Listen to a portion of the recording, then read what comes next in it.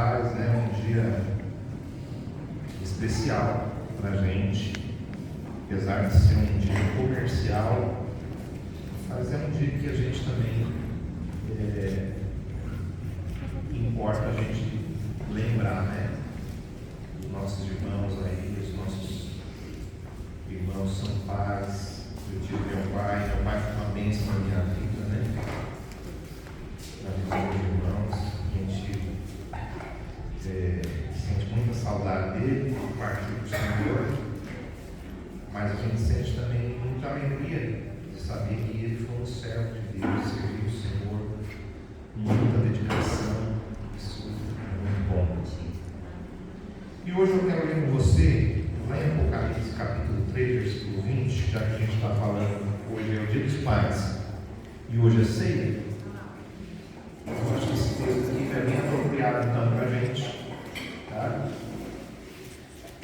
Hoje a gente vai falar sobre mesa, um princípio de restauração. Ou então, quando Deus quer restaurar, muitas vezes Ele usa a mesa para restaurar a nossa vida, certo? A Bíblia aqui em Apocalipse capítulo 3, versículo 20 diz assim: olha, eis que estou à porta e bato. Se alguém ouvir a minha voz e abrir a porta, entrarei em sua casa e cearei com ele, e ele comigo. Vou ler mais uma vez. Eis que estou à porta e bato.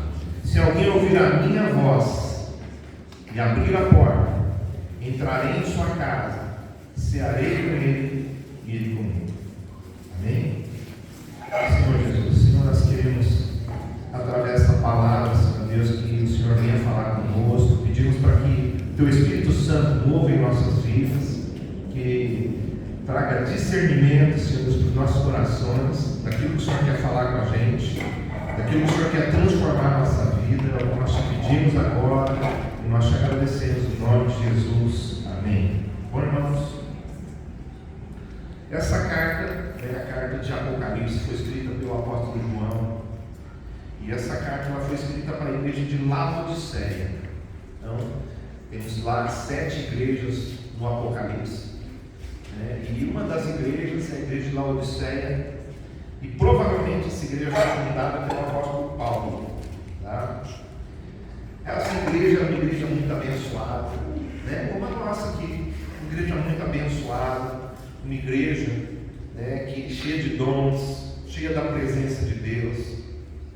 Só que acontece, irmãos, às vezes nós estamos cheios da presença de Deus, começamos a mover no Senhor, mas o tempo começa a passar, a gente começa a ficar acostumado com as coisas de Deus, acostumado com aquilo que acontece na igreja.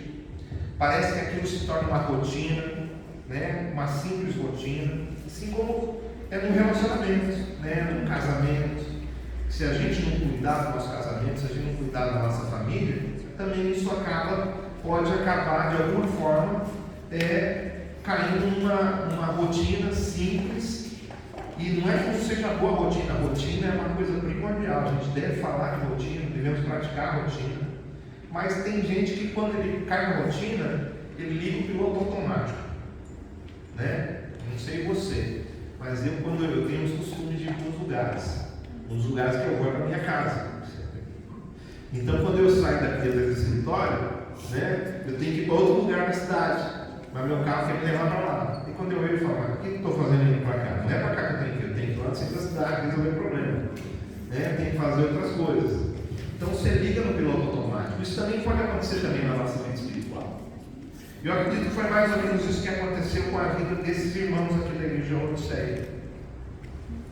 Porque com o tempo, eles começaram a pensar que eles não precisavam mais nada. Se você olhar o texto aí, você vai ver no versículo 17, né? Você vai ver no versículo 15, que eles parecem que eles não tinham mais necessidade de nada, eles tinham tudo que eles precisavam.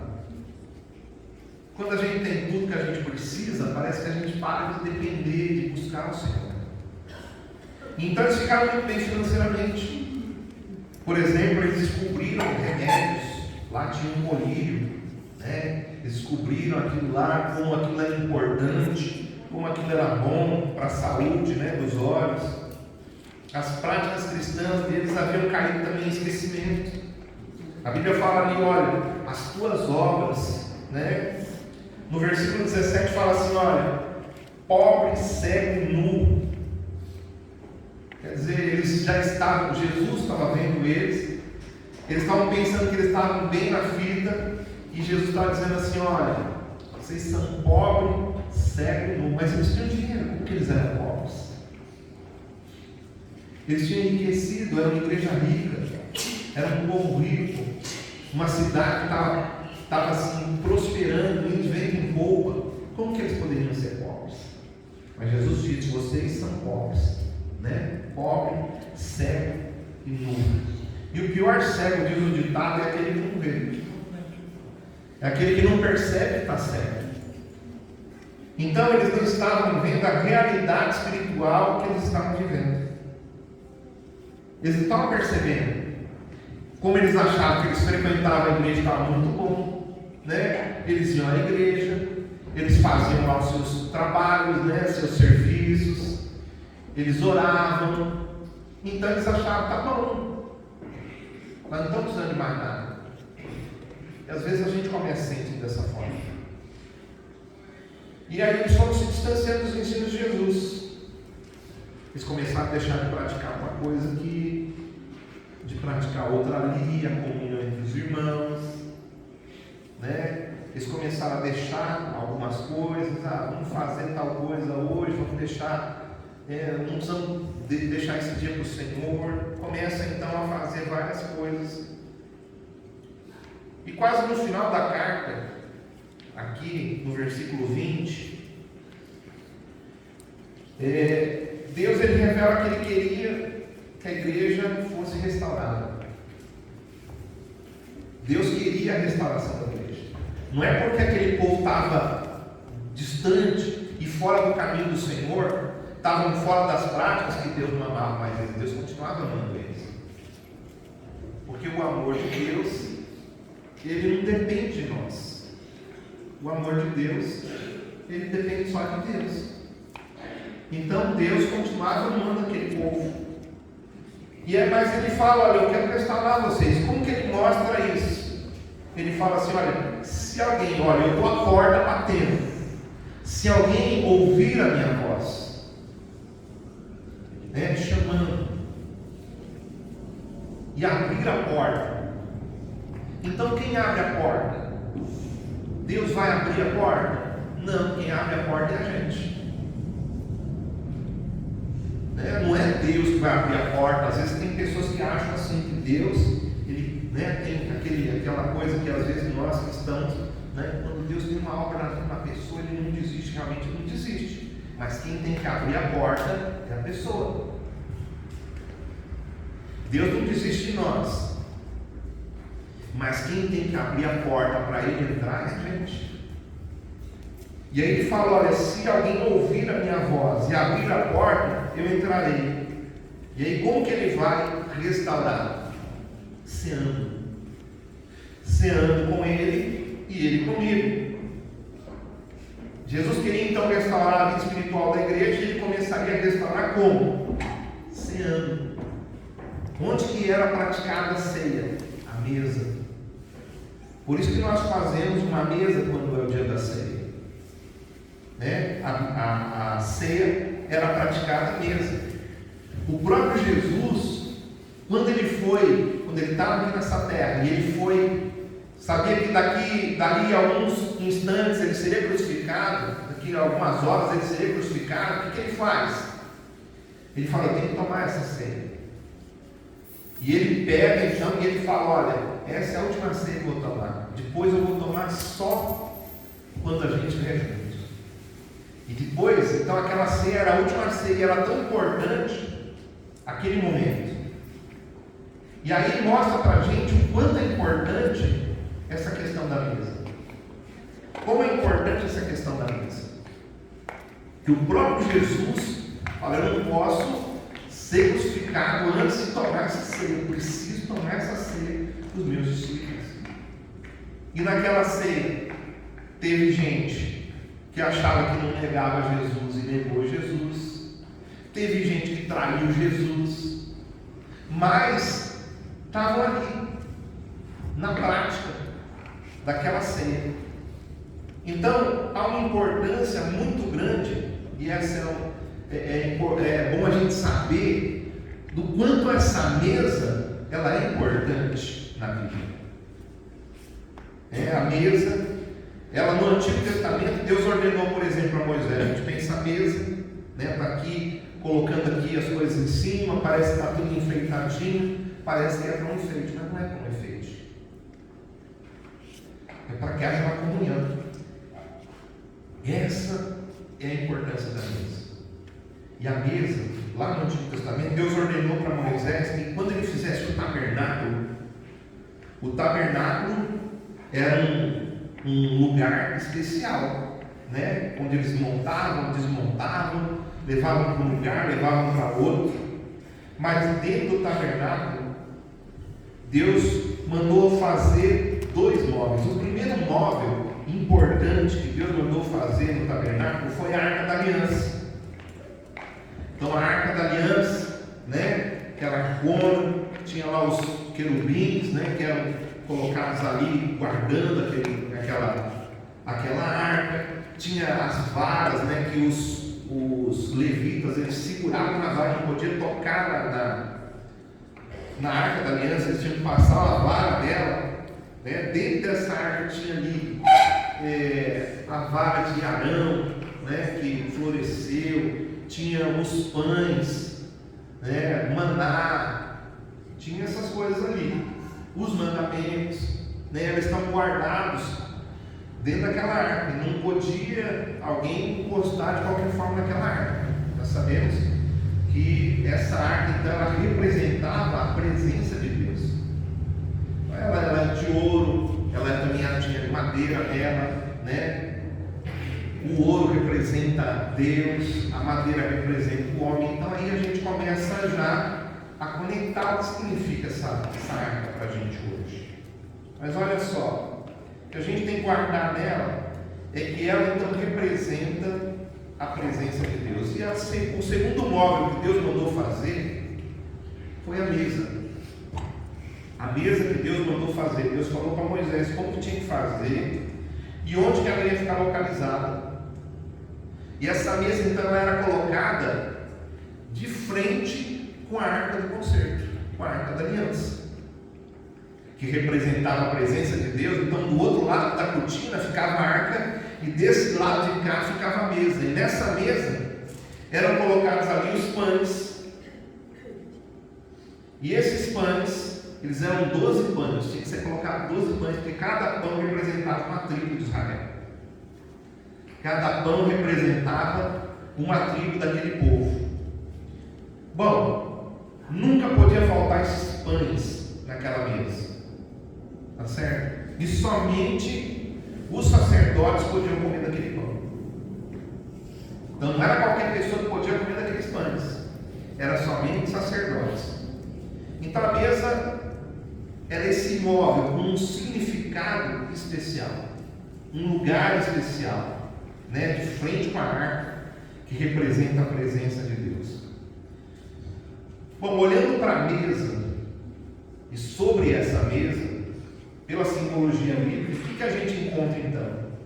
Que essa mesa, ela era uma representação da família sacerdotal. Somente os sacerdotes podiam comer daqueles pães.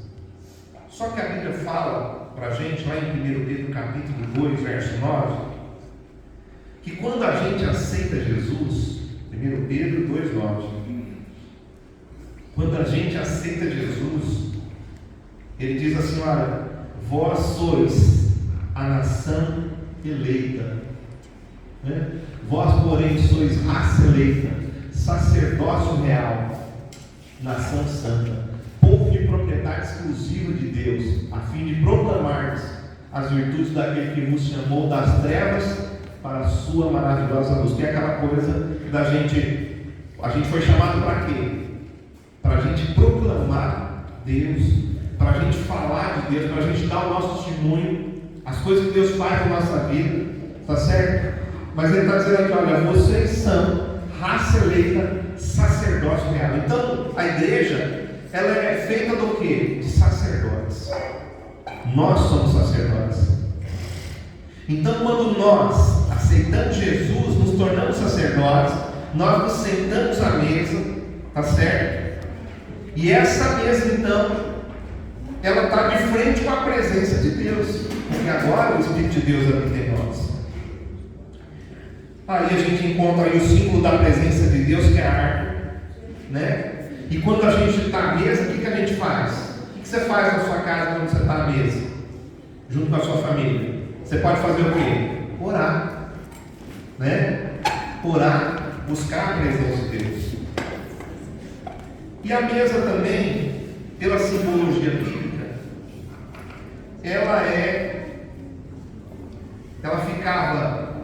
não ficava lá dentro do Santo dos Santos, mas ficava num outro lugar, antes do Santo dos Santos. E esse lugar, por exemplo, o templo, esse tabernáculo, ele representa o nosso corpo, a nossa alma e o nosso espírito. O espírito é onde Deus habita. O nosso corpo é onde nós podemos tocar e nós podemos pegar as coisas, nós podemos nos locomover. Mas a nossa alma, ela está entre o nosso corpo e o nosso espírito. E a nossa alma tem o que nela? Tem a nossa mente, né, os nossos pensamentos, as nossas vontades estão na nossa alma. As nossas emoções estão na nossa alma. E essa questão do lugar que essa mesa ficava no tabernáculo representa a nossa alma. Está bem no lugar onde representa a nossa alma. Então, a mesa, ela é um símbolo de restauração da alma. A mesa é um lugar, então, para a gente abençoar a nossa alma. Para a nossa alma ser abençoada. A nossa mente, a nossa vontade e principalmente aqui as nossas emoções. Porque na mesa, irmãos, a gente tem comunhão com Deus, na mesa a gente tem comunhão com as pessoas. É na mesa, quando a gente senta, né, a mesa, que a gente vai ter um relacionamento de intimidade com as pessoas. É na mesa que a gente troca experiências do dia a dia, né? Que você senta com a sua família, que você conversa com seus filhos, que a gente na hora da comida a gente começa a conversar, a falar alguma coisa que aconteceu no nosso dia a dia, né? É onde a gente tem conversas saudáveis, conversas importantes, é onde a gente dá risada. Talvez o que eu estou falando aqui, talvez não está acontecendo na tua casa. Mas, segundo a Bíblia, esse seria o normal.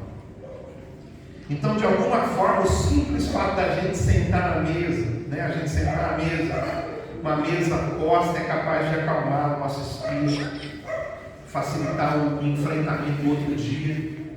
Quantas vezes você passa por tribulações lá no seu emprego, preocupações com clientes, né? Coisas assim, e aí você vem para casa, você vem aquele turbilhão de emoções, aquele turbilhão de coisas que você passou durante o dia, e aí você chega em casa, né? Às vezes você vai para a televisão, às vezes você vai para uma, sei lá, fazer alguma outra coisa, fazer algum concerto, mas não dá aquela parada para sentar junto com a família, para estar junto com a família.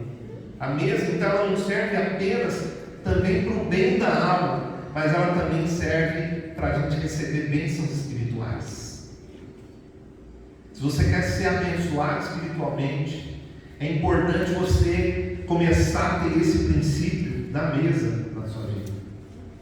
O princípio da mesa na sua vida, porque a mesa é um princípio de restauração pessoal. Veja que quando Jesus mandou a carta lá para o pessoal, ele falou assim: olha, eu estou à porta, eu bato, né? Se alguém ouvir a minha voz, eu vou entrar e eu vou cear com ele e ele vai cear comigo. Você vê que eu cear com ele e Ele comigo. Não é um só, é dois, precisa de estar dois, precisa estar juntos, né? Jesus, ele se coloca nessa mesa. Então essa mesa, ela é uma restauração pessoal, ela é uma restauração na família, também espiritualmente falando. Porque na cultura judaica, como na cultura cristã, irmãos, a mesa não era apenas um móvel de enfeite. Você sabe quando a mesa foi criada? Não foi criada pelos israelitas, né? Pelo povo hebreu. A mesa começou em outros lugares. Se eu não me engano, lá com o povo do Egito já tinha as mesas, só que eles não usavam a mesa para comer.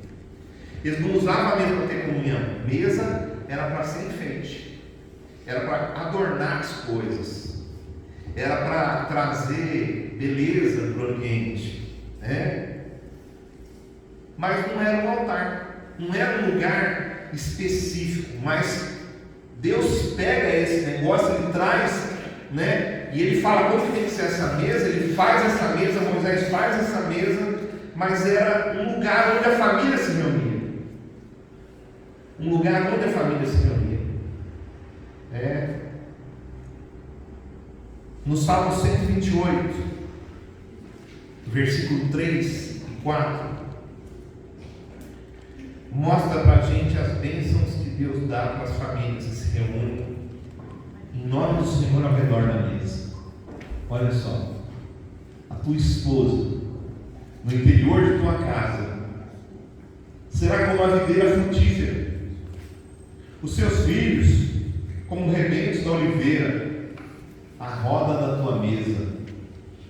Eis como será abençoado o homem que teme o Senhor.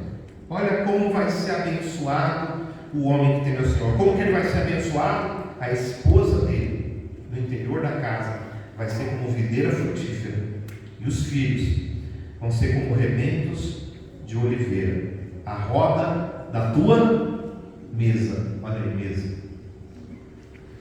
Você vê aqui mais uma vez como é importante a mesa, e você vê que o salmista ele coloca aqui para a gente essa questão, por exemplo, da videira, né?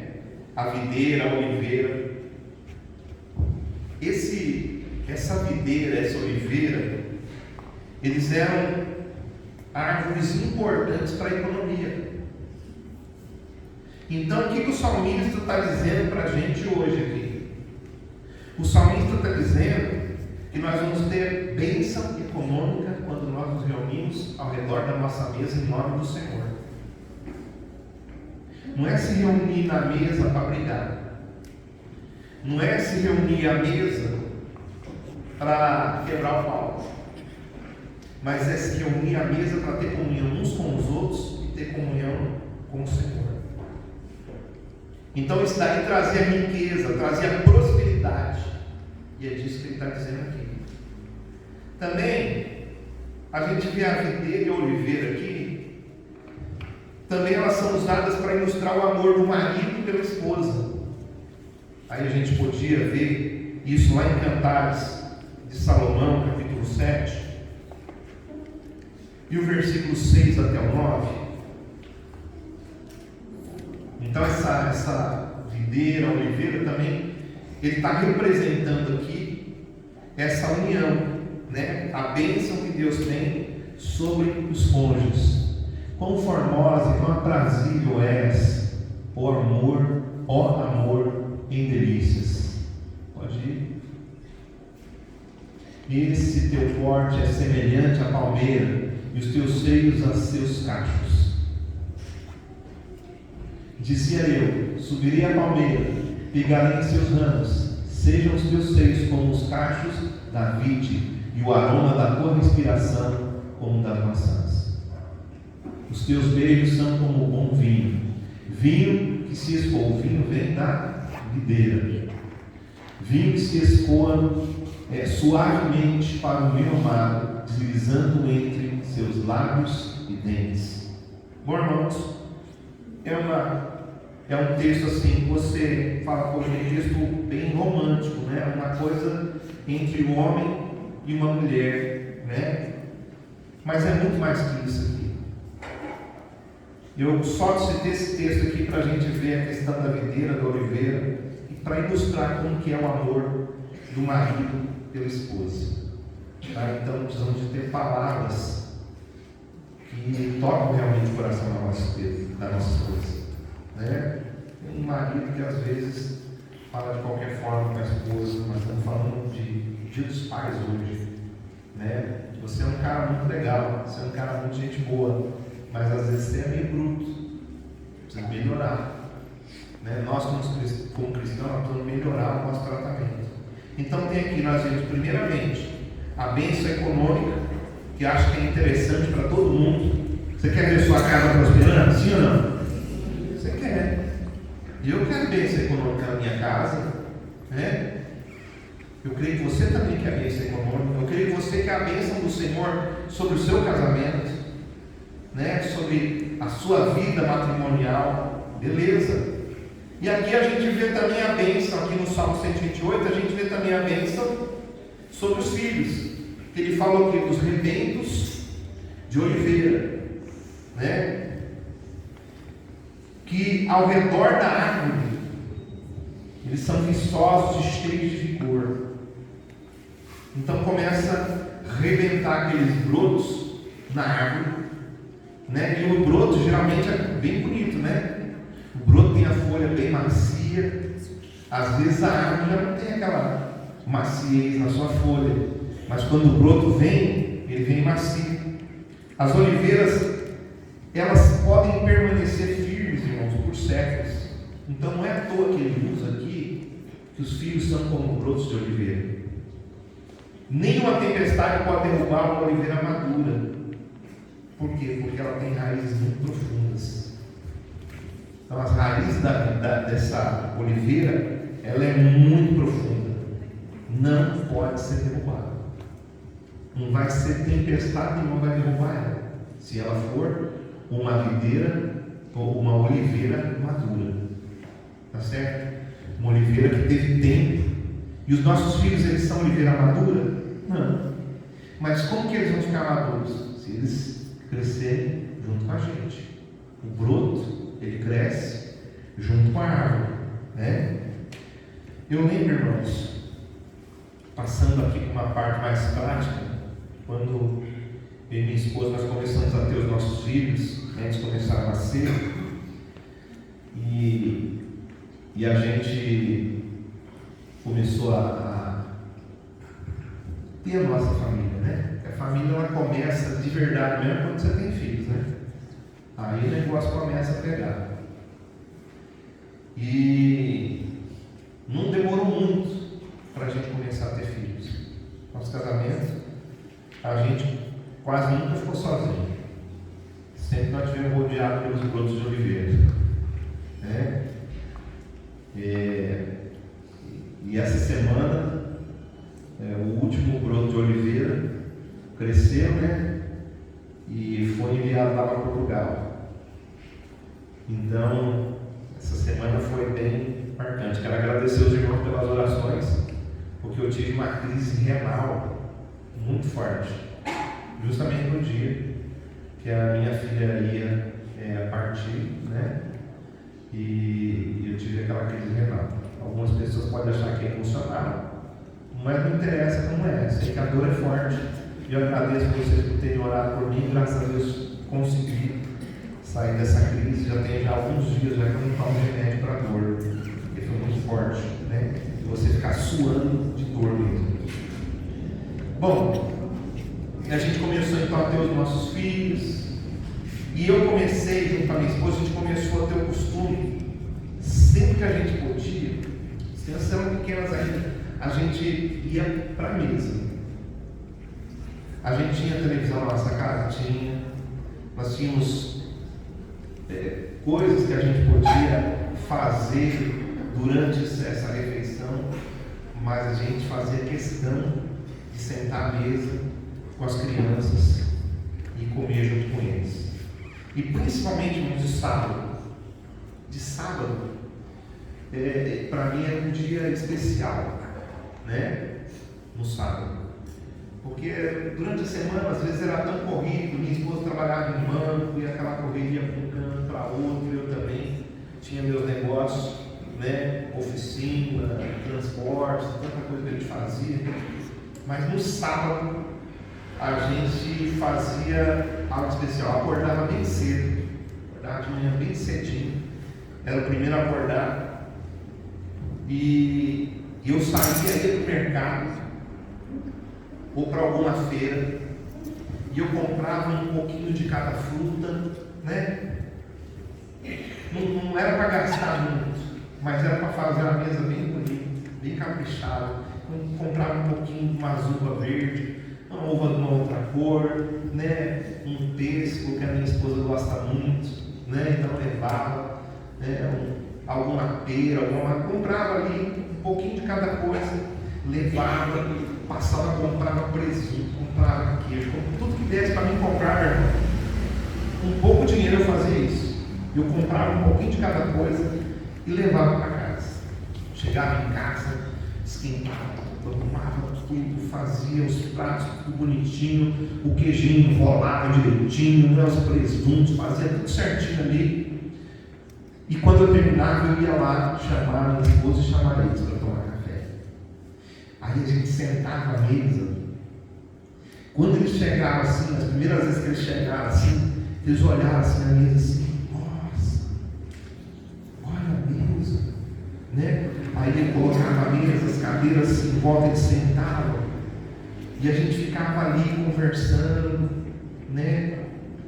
Eu fazia, às vezes a gente fazia, eu gostava de fazer, às vezes uma janta, um almoço, e quando eu fazia, eu pegava, por exemplo, o arroz é uma coisa tão simples, né? É uma das coisas mais simples do nosso dia a dia, é o arroz. Então eu fazia o arroz, o que a gente fazia? Eu pegava um potinho, colocava o arroz dentro, dava uma socadinha nele, colocava assim no prato assim, ó, ajeitava, ficava aquele arrozinho arrumadinho. Colocava um negocinho vermelhinho em cima, um verdinho, colocava um bifinho, alguma coisinha assim, ajeitava, fazia os legumes, colocava ajeitadinho assim no prato, assim, quando eles chegavam assim, eles olhavam para aquilo assim, falavam, nossa, né? Para mim hoje, irmãos, eu não esquento a cabeça. Eu chego, eu coloco comida no prato e não estou nem aí como está ali e como. Mas era para eles. Entende? Aquilo mostrava para eles o quanto eles eram importantes para mim. Né? O nosso capricho, o nosso cuidado. Às vezes a gente pensa que é só a gente trazer dinheiro para dentro de casa, como pais. Mas é muito mais que isso. Nós estamos mostrando Jesus para eles. Nós estamos mostrando Deus para eles. Entende? Então, quando eles viram aquilo ali, aquilo ia para eles assim como uma ministração. Era uma ceia que a gente fazia. Não era o pão e o vinho. Era outras coisas. Era outro tipo de comida. Mas o que era importante? É a gente ter aquela comunhão. E muitas vezes, irmãos, quando a gente saía daquele café da manhã, sabe o que eu ia fazer com eles? Eu pegava, já virava assim a sala, ligava o som e a gente começava a celebrar Deus. A gente pulava, a gente dançava, coisas que a gente às vezes não fazia na igreja, porque a nossa igreja era bem tradicional. Mas na minha casa, junto com os meus filhos, eu mostrava para eles que Deus não tinha tudo isso. Que Deus queria ver eles celebrando, que Deus queria ver eles louvando. E aí a gente pulava, a gente cantava. E aquilo ali foi a criação. É porque às vezes você olha assim e você pensa assim, poxa vida, né, o pastor conseguiu tal, mas não foi um dia. É uma construção. E tem alguns que estão começando a construir agora, e tem alguns que estão atrasando a construção. Está na hora de você construir. Alguns está na hora de restaurar.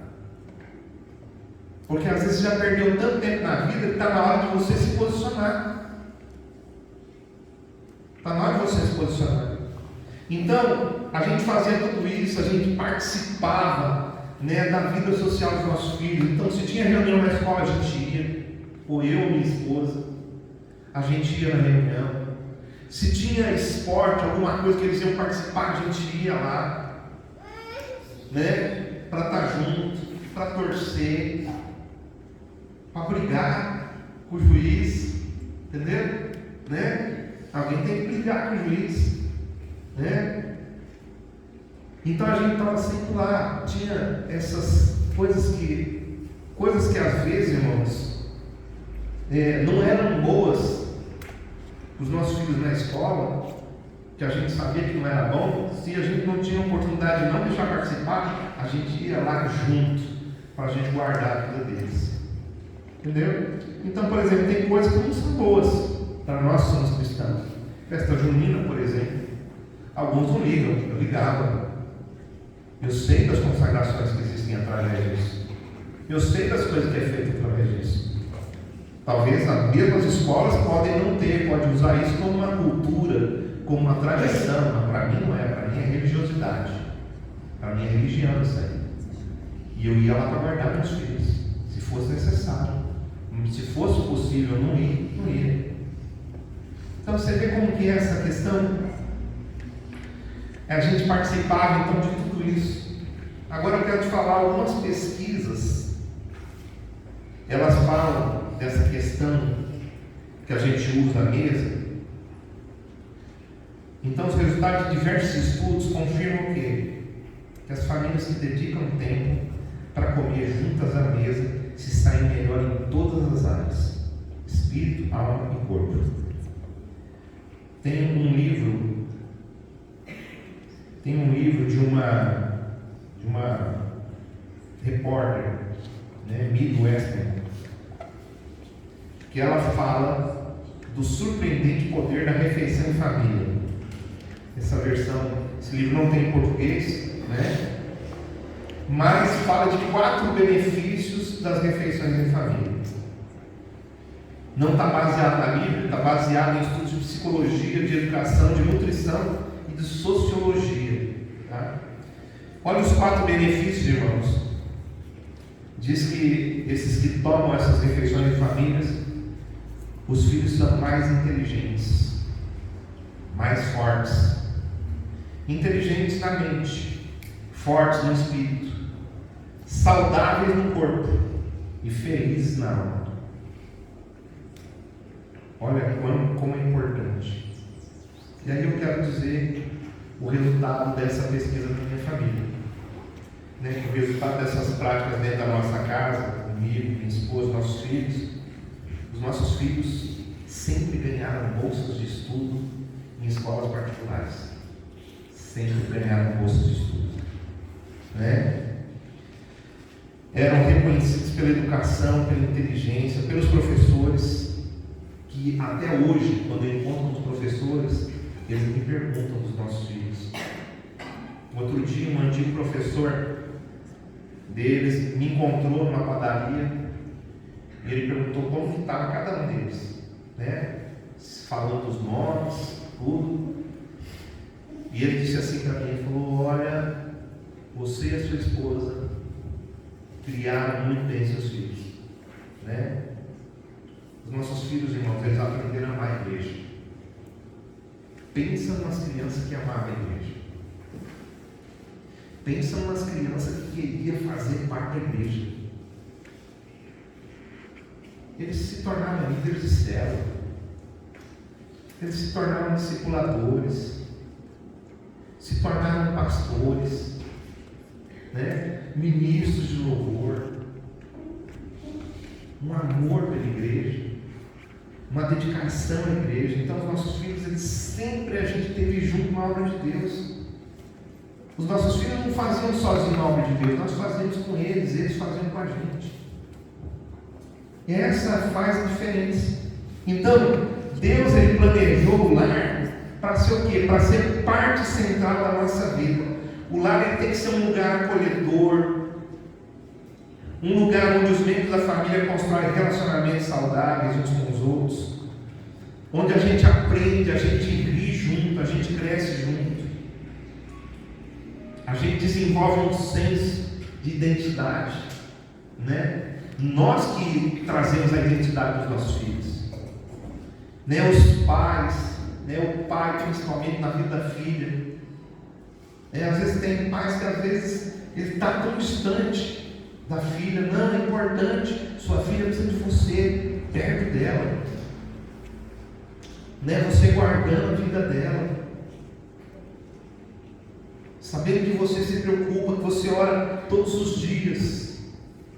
Irmãos, eu orei durante anos, eu orava por cada um dos nossos filhos, pelo casamento deles, porque eu sabia que um dia eles iam casar. E eu sei o quanto é importante o casamento. Casamento é pro resto da vida. Casamento é pro resto da vida. Esse é o conceito de Deus. Talvez se em algum momento você errou, o Senhor te perdoa, mas você tem que se posicionar quanto a isso. Tem que se posicionar quanto a isso, é pro resto da vida. E aí, a importância da gente estar perto de nós que somos pais de meninas, né? De chegar, de falar com elas, de elogiá-las, de abraçá-las, né? Não que as outras pessoas ficarem abraçando nossas filhas, não, quem abraça é a gente. Sai fora, meu burro, não? Tem que sair fora, sabe? Não importa, irmãos. A gente tem que desenvolver essa identidade dos nossos filhos, porque essa identidade vai formar a nossa sociedade. Pode ser uma casa simples, pode ser uma mansão, pode ser alguém pobre, pode ser alguém muito rico. O lar, a casa, na verdade, ela tem que se tornar um lar quando as pessoas passam tempo juntas ao redor da mesa. É isso que faz a casa um lar. Se a gente não passa junto, se a gente não fica junto, se a gente não tira tempo junto ao redor da mesa, nós não estamos construindo um lar. Nós não estamos construindo um lar. E a igreja, falando de família, a igreja sendo conhecida na Bíblia como família de Deus, ela também precisa cultivar isso. Porque às vezes, por exemplo, você pensa assim: eu queria que meu filho fosse mais atuante na igreja, mas você não é atuante. Como que você quer crescer? Né? Queria que ele amasse mais a igreja, mas você tem que ser o exemplo para ele. Você tem que amar mais a igreja. Se você não amar muito a igreja, vai chegar o dia em que ele vai falar, né? A igreja não é tão importante assim. Sabe, a gente deve cultivar esse tipo de relacionamento. A gente deve sentar à mesa com aqueles que cuidam da nossa vida, com os nossos filhos. Então, todo mundo aqui, de certa forma, você é filho. E aí você não tem esse relacionamento com os seus filhos. Mas por que você não tem relacionamento com os seus filhos? Porque talvez lá com seus pais, talvez não tiveram esse relacionamento com você. E aí você vem para a igreja e você continua sem ter esse relacionamento com ninguém na igreja. Porque a igreja é um lugar onde existem pais espirituais. A igreja é um lugar onde existem pessoas que servem realmente o Senhor. Tem gente que está aqui só passando, não está nem aí com a vida cristã. Isso não é da nossa alçada, cada um vai dar conta de si mesmo. Mas existem pessoas aqui que são verdadeiros pais espirituais e que nós podemos ter esse tipo de relacionamento com eles. Então a gente deve sentar à mesa com pessoas que cuidam, né, da nossa vida como de filhos. Eu vou te falar, você vai perceber quando você estiver perto dessas pessoas se elas te amam como filho ou não. Mas você nunca vai saber se você não chegar perto. A gente deve abrir o nosso coração com pessoas que são verdadeiros pais espirituais. Devemos sentar à mesa para aprender a lidar com os problemas, Às vezes a grande dificuldade do ser humano, irmão, é que o cara, ele acha, principalmente os homens, eles acham que eles não precisam de ninguém. Entendeu? Não precisa de ninguém. Ele passa por problema, ele passa por luta, ele não conversa. Às vezes não conversa nem com a esposa para não trazer problema para a esposa. Mas às vezes a gente pode falar. E aí vai falar com quem? Às vezes conversa com um colega de empresa, coisa que deveria de conversar com gente mais que tenha mais sabedoria do que pelo menos você tem, né? Então sentar à mesa para a gente aprender a lidar com os problemas, com casamentos. Eu às vezes vejo irmãos fazendo cada coisa no seu casamento. Falo, puxa vida, uma coisa tão simples que poderia mudar totalmente ali, mas ele vai deixando, o casamento vai minando, a família vai sendo minada, né? Aprender a lidar com o cônjuge, sentar à mesa para aprender a palavra de Deus, porque não é só aqui, e a gente sentar, a gente conversar sobre a Bíblia, e a gente falar sobre a Bíblia, e com quem pratica a palavra, porque ter conhecimento bíblico é fácil, qualquer um tem. Praticar a palavra é outro esquema, é outro nível. Um colega meu, ele estava indo embora da cidade, ele falou as igrejas que tinha lá na cidade.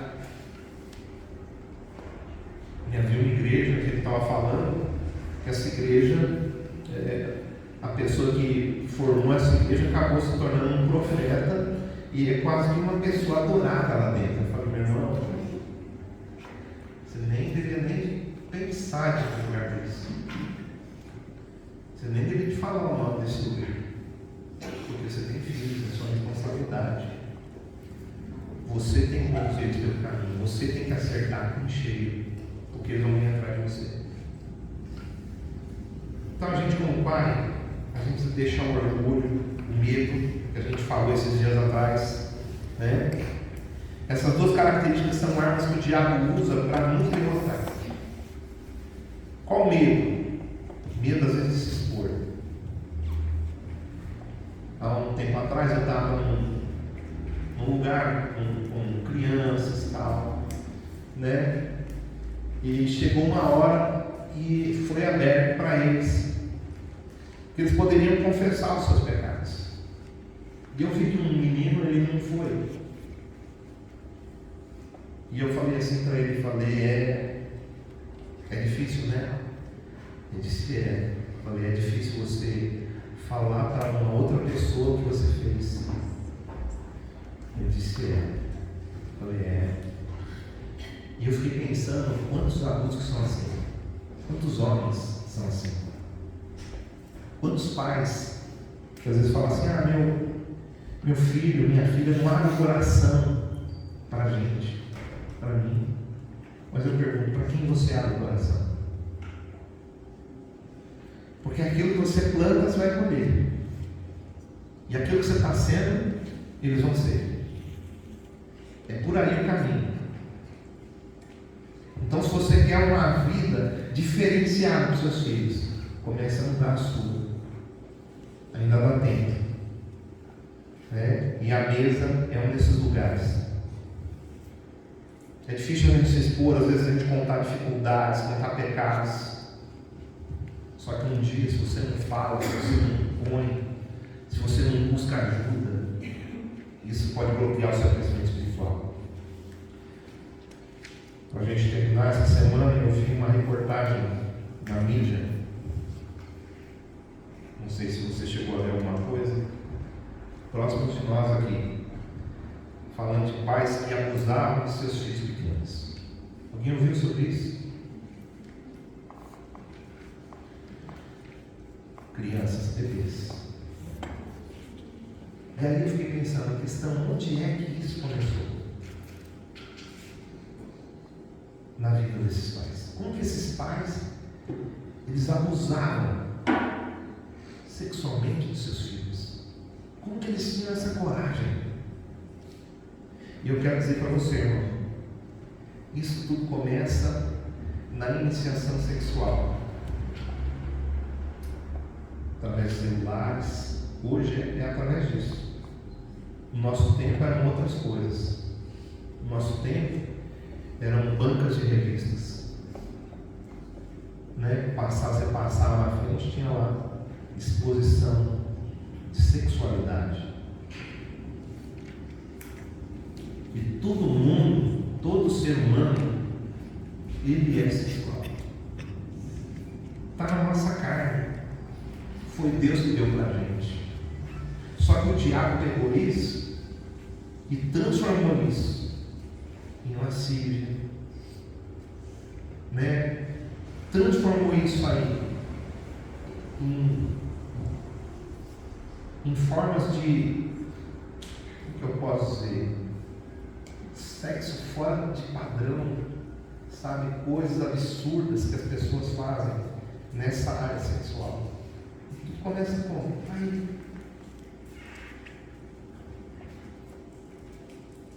Na minha época, quando eu era pequeno, a pornografia entrou na minha vida através de novelas. Eu via aquelas pessoas se beijando um ao outro, aquele beijo doido, e eu pensava, é isso. E eu chegava, eu era o mais novo da minha família, e às vezes eu chegava assim nas minhas irmãs assim, e eu queria beijar elas do jeito que elas beijavam na televisão, porque eu achava que aquilo ali era normal. Meu pai é pastor evangélico, mas eles não viam maldade naquilo ali. Acabou que eu comecei a ter amizades na rua e começaram a me falar sobre isso. Eu sei que é ruim você ouvir isso aqui, mas eu quero que você saiba o que aconteceu. Porque eu achava que aquilo ali, e aquilo foi entrando na minha vida. E ali revistas foram entrando na minha vida. E aqui, esses pais, o início da pornografia, na vida dessas pessoas, levaram eles a isso. Eu tenho praticamente certeza disso, irmãos. Tem gente que usa pornografia pensando que não estão fazendo mal nenhum. Não estou fazendo mal para ninguém. Eu só estou tendo prazer com isso. Mas hoje eu digo para você, quem faz uso disso está alimentando as grandes facções. Quem faz uso disso, homem e mulher, eu quero dizer para você, está alimentando a criminalidade, os traficantes, esse tipo de gente que investe no mercado pornográfico. E que tem gente que está atolada nisso e não vai sair disso enquanto não abrir o coração. Precisa abrir o coração. Já tive pessoas, líderes espirituais, que me procuraram para poder ter libertação nisso. Foram para psicólogo, foram para tudo, não conseguiram. Às vezes tem gente que até consegue. Mas a própria pornografia, eu quero dizer para você, que tem um mesmo efeito colateral da droga na vida do ser humano. Os efeitos da pornografia deixam a pessoa cada vez mais egoísta. Então, o que acontece? Esses pais não contam, eles foram vendo, aquilo foi crescendo dentro deles, eles não, logicamente que eles faziam tudo às escondidas, aquilo foi crescendo, então um dia que eles tiveram seus próprios filhos, e eles não pensavam nos filhos, eles pensavam neles.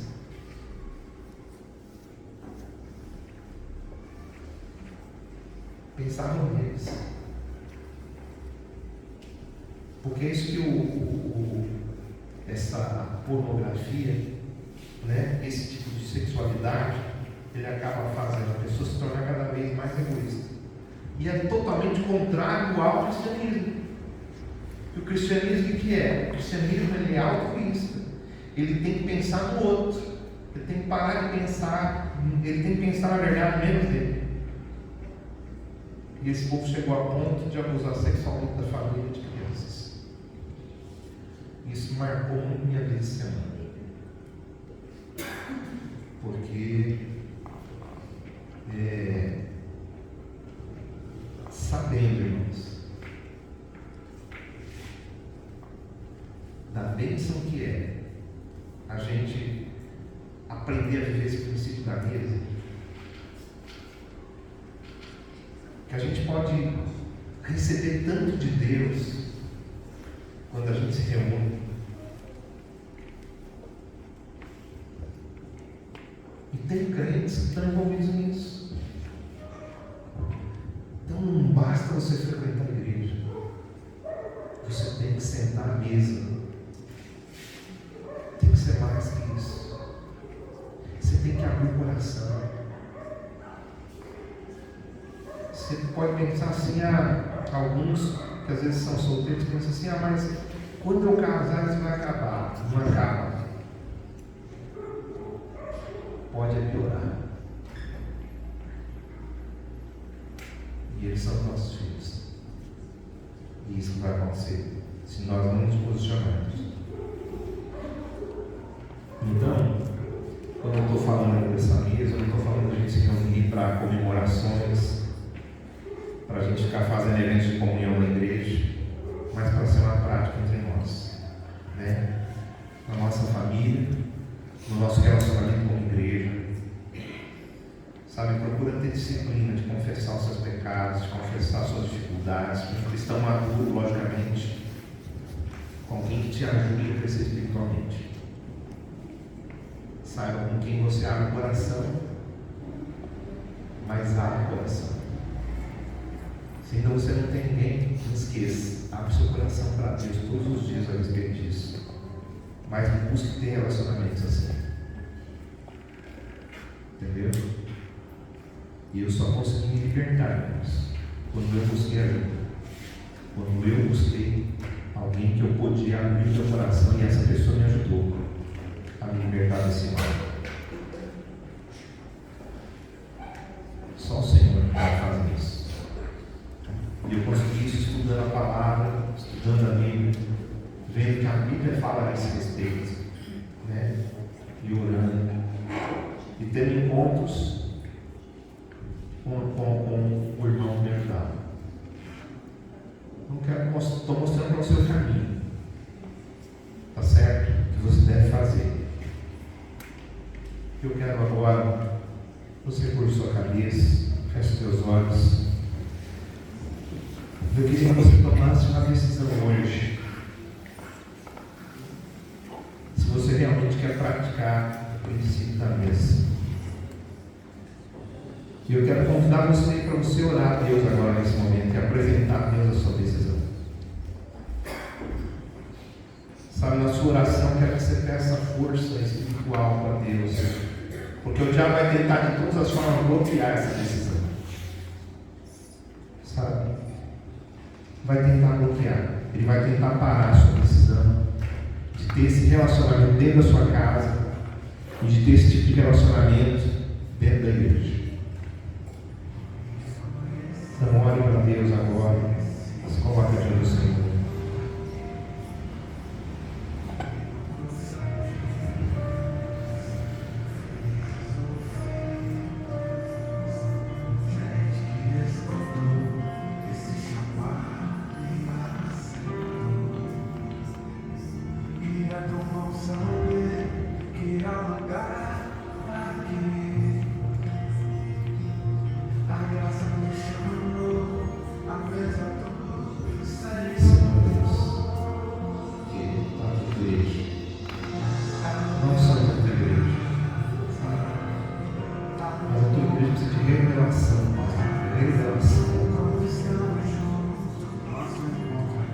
Revelação, Senhor Deus, dessa mesa, revelação desse tipo de relacionamento. Com quem devemos ter esse tipo de relacionamento? Sabemos, Senhor Deus, que não são todas as pessoas que estão na igreja estão preparadas para esse tipo de relacionamento. Mas sabemos, Senhor Deus, que essa forma, Senhor, é a forma que o Senhor trabalha. É a forma que o Senhor age. Curando, libertando. Senhor, que nós possamos, Senhor Deus, ter essa revelação, dessa conversa. Nesse momento, Senhor Deus, agora que nós passamos juntos. Espírito Santo. Libera.